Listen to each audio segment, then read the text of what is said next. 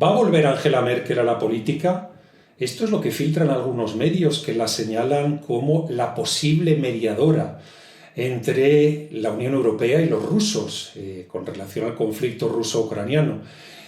Angela Merkel había salido de la tumba política hace unos meses pidiendo más inmigrantes para Europa y ahora mismo ha vuelto a salir de su tumba política para pedir que definitivamente se abran ya las puertas diplomáticas con los rusos y se avance en este sentido.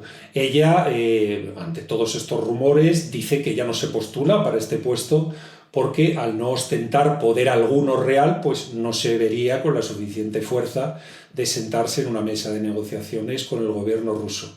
Pero sí que es cierto que el río suena, agua debe llevar, porque ya habíamos escuchado al Ministerio de Asuntos Exteriores italiano, de Giorgia Meloni, pedir esa figura del mediador entre la Unión Europea y Rusia, y también habíamos escuchado al primer ministro belga, Bart de Wever, pidiendo lo mismo hace unas semanas.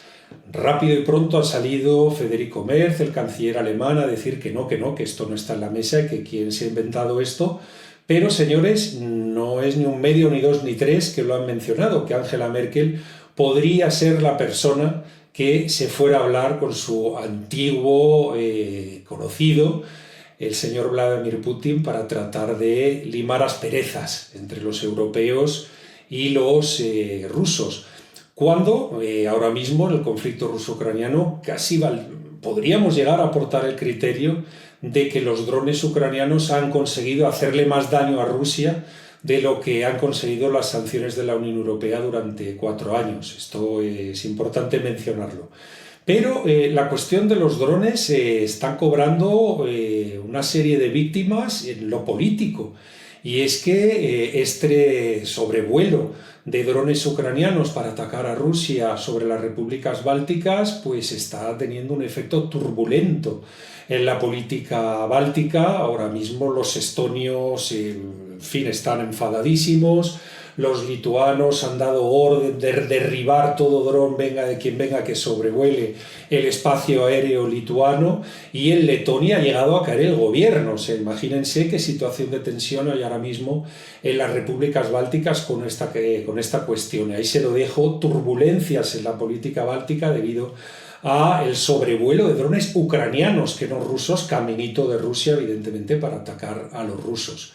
Que, por cierto, los rusos tuvieron el 14 de mayo un ataque con más de 1.500 drones sobre territorio ucraniano y que dejaron nada más que un muerto. ¿Y por qué subrayo lo de nada más que un muerto? Porque podemos ver cómo esta guerra fratricida entre algo más que primos, que son prácticamente hermanos, los rusos y los ucranianos, los rusos tienen siempre muchísimo cuidado de que no haya muertes civiles. Este es un punto de control y de, digamos, de détente, como se dice en francés, que han tenido en todo momento los rusos cuando han atacado a Ucrania, el tener cuidado que la población civil no se pusiera muy en contra o excesivamente en contra de los rusos. Ese criterio es importante tenerlo en la mesa porque 1.500 ataques a objetivos militares e industriales ucranianos y un muerto, pues bueno, es algo para destacar, ¿no? Bueno, por cierto, el número 2 de Ucrania hasta hace nada, Andrei Yermak, ya ha salido de la cárcel con una fianza de 2,7 millones de euros, pero ya lo tienen paseándose por ahí. Dios sabe qué tipo de acuerdo habrán llegado o no habrán llegado. Yo lo que me atrevo a vaticinar es que los rusos deben estar pensando algo que no es exactamente bueno para las próximas semanas. Vamos a ver si es el caso. Me llega por tantas fuentes, pero no lo puedo contrastar. Pero básicamente lo que quiero comentar es que los rusos ahora mismo pueden pegar ese acelerón para llegar a donde quieren llegar lo antes posible. Vamos a ver otro tema en el programa de hoy del radar geopolítico que es fundamental. Abróchense los cinturones porque resulta que hay un grupo ahora de países dentro de la Unión Europea que reúne a las 6 economías más grandes. Se han juntado los franceses, los alemanes, los italianos, los españoles, los polacos y los holandeses. Y quieren montar la SIU, S-I-U, la Savings and Investment Union, la Unión de Ahorros y de Inversiones. ¿Están ustedes preparados para lo que les voy a contar? Es que no están buscando unir los mercados financieros en el sentido de que ustedes puedan pedir una hipoteca en un país, aprovecharse de las condiciones del crédito al consumo en otro país. No, no, no, no, no. No es nada que esto, no tiene nada que ver con los ciudadanos. Estos países quieren impulsar en el seno de la Unión Europea que los europeos saquen el dinero de los depósitos ociosos que tienen ahora, de esos dineros que tienen guardados en cuentas bancarias, y los inviertan en empresas europeas.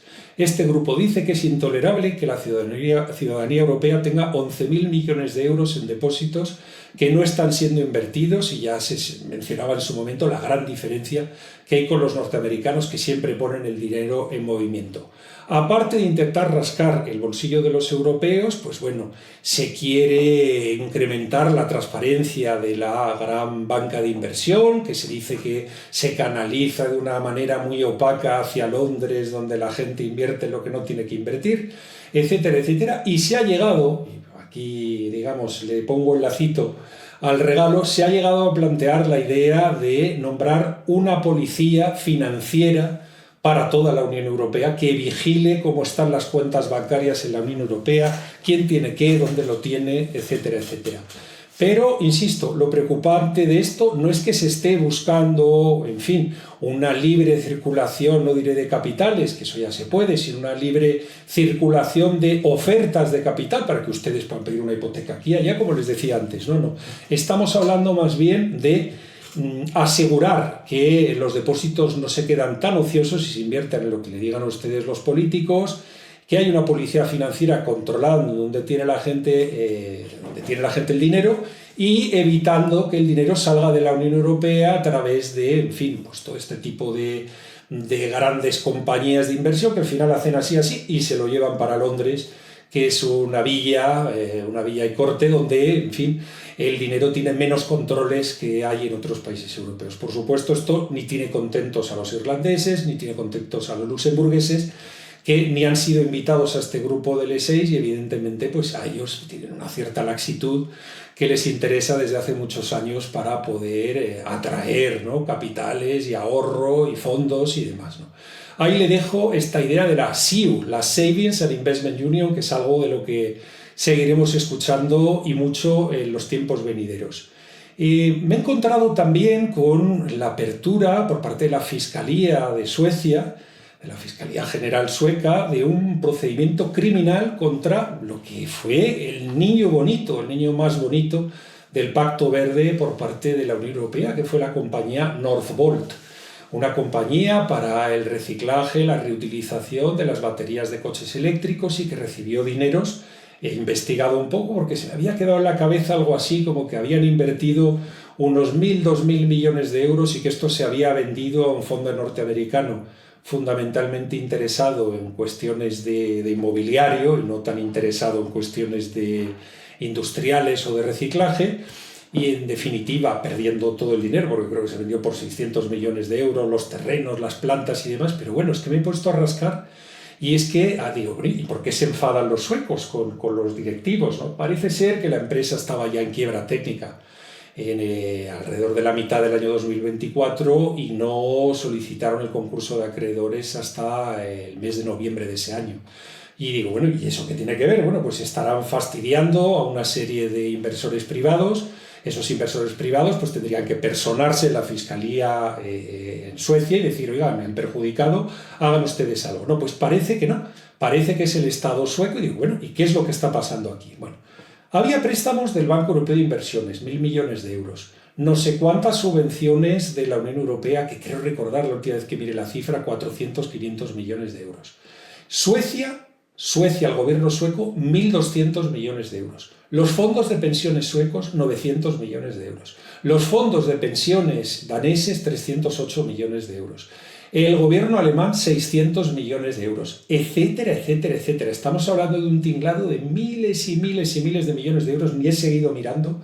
Y, por cierto, en el caso de los fondos de pensiones suecos, asesorados por las grandes marcas que decían que esto iba a ser la mejor inversión del mundo.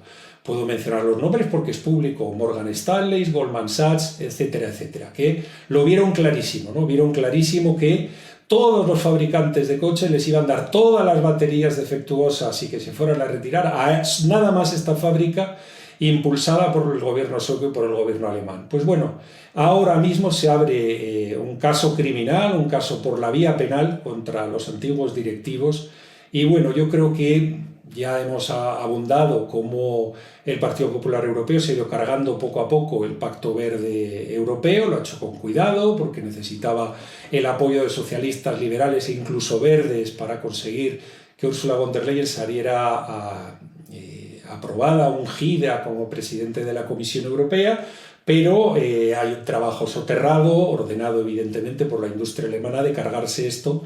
Y bueno, pues aquí tienen este niño bonito que había en la mesa, un niño bonito del antiguo Pacto Verde Europeo, pues está muerto y ahora mismo pues inician procedimientos por la vía penal contra sus gestores. En fin, aquí se lo dejo después de, en fin, la resaca, ¿no?, de esa visita de Trump y su delegación de empresarios norteamericanos a China, empresarios norteamericanos que, a pesar de que se siga insistiendo en que ese viaje a China muestra una genuflexión de los norteamericanos a los chinos. Esto lo hemos tratado ya en programas con Manuel Vázquez, y ayer mismo Manuel, conversando con él un rato, me decía: José, ¿tú crees que un consejero delegado de una empresa de este tipo norteamericana se va a China a que le humillen y luego el precio de la acción se queda quietecito por mucha inyección de liquidez que haga el Tesoro norteamericano y el secretario de Economía norteamericano? Pues, en fin, si el precio de la acción también consideran que está trucado y que lo importante es mantener la ideología de que los norteamericanos se han marchado allí para ser humillados y no para demostrarle al aprendiz de hegemón que mira lo que te he hecho en 1 año y 4 meses, ¿continúo o nos sentamos y hablamos? Que eso es lo que ha ocurrido. Pues bueno, algunos comentan, por cierto, que los que entran en este canal e insultan a personas ya saben que el mensaje es borrado en el acto. Si quieren tener ustedes un debate de cierta calidad, de cierta honestidad intelectual, pues simplemente disientan, comenten qué tal. Pero claro, cuando se ponen ustedes a insultar, de verdad no los queremos en este canal, márchense, ¿no? Pero bueno, los chinos ya saben ese dicho, ¿no?, que es muy famoso, que algunos pseudointelectuales le atribuyen a Sun Tzu, y no es verdad. Dicen que si te sientas a la vera del río y te esperas suficiente tiempo, verás los cadáveres de tus enemigos pasar, ¿no? Bueno, pues eso, que me lo suelo aplicar yo a mi vida desde hace muchísimo tiempo, porque la cantidad de gente que me ha intentado dar caña y he visto todos los cadáveres pasar en el río después de años, pues bueno, yo creo que es algo que es muy importante, y volviendo al tema, es muy importante mencionar que los chinos lo tienen en la cabeza, es decir, los norteamericanos trabajan más a corto plazo, los chinos trabajan más a medio y largo plazo, y hay un contrato intergeneracional del cual se han olvidado en Occidente, ¿no?, donde el contrato es contigo mismo como político a 4 o 5 años vista como mucho, ¿no?